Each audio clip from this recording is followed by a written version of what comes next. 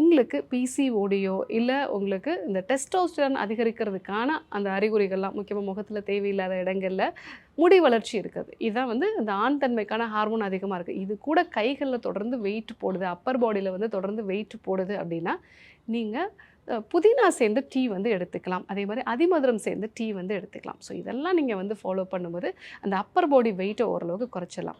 அதே மாதிரி ஃபேஸ் வந்து வந்து எனக்கு எப்போவுமே ஸ்வெல்லிங்காக இருக்கும் டாக்டர்.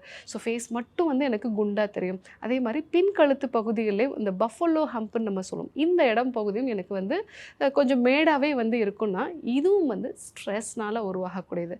ஸோ எப்போல்லாம் நமக்கு ஸ்ட்ரெஸ் ஆகுதோ பாடி வந்து வாட்டரை வந்து ஸ்டாக்னேட் பண்ண ஆரம்பிக்கும். ஸோ அந்த மாதிரி நிலைகளில் தான் ஃபேஸ் வந்து ரொம்ப பஃபியாக இருக்கிறது பஃபலோ ஹம்ப் மாதிரி நம்மளுடைய முதுகு பகுதியில் மேல் முதுகு பகுதியில் கழுத்தும் உடம்பும் சேரக்கூடிய இடத்துல மட்டும் நல்லா குண்டாக இருக்கும். ஸோ இந்த மாதிரி சமயங்களில் நமக்கு ஸ்ட்ரெஸ்ஸை குறைக்கிறதுக்கு நம்ம அமுக்கரா சேர்ந்த டீ வந்து நம்ம எடுத்துக்கலாம்.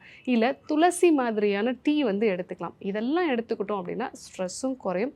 ஸோ அது கூட ஃபேஸுக்கான சில எக்ஸசைசஸ் எல்லாம் வந்து இருக்குது. ஃபேஸ் யோகா இருக்குது. இதெல்லாம் நம்ம வந்து பண்ண ஆரம்பிக்கிறோம் அப்படின்னாலே உங்களுக்கு அந்த வெயிட் நல்லா குறைய ஆரம்பிக்கும்.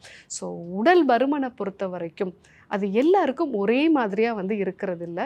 அது எந்த இடத்துல வெயிட் போடுது அப்படிங்கிறத பொறுத்து அதற்கான காரணங்களும் சிகிச்சை முறைகளும் மாறுபடும்.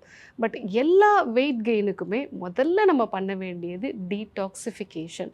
இது 7 நாள் எடுத்துக்கொள்ளக்கூடிய நெய் மருந்து சிகிச்சையோ இல்லை ஒரு நாள் எடுத்துக்கொள்ளக்கூடிய டீடாக்சிஃபிகேஷன் மெத்தடாக இருக்கும் பொழுது தான் நம்ம கட் பாக்டீரியாஸ் வந்து பேலன்ஸ்டாக இருக்கும். நம்ம ஸ்டொமக்கில் இருக்கக்கூடிய லைனிங் ஸோ இங்கே இருக்கக்கூடிய இன்ஃப்ளமேஷன்லாம் வந்து குறைய ஆரம்பிக்கும். முக்கியமாக வந்து நம்ம உடம்புல வாத பித்த கஃபம் வந்து சமநிலைக்கு வரும்.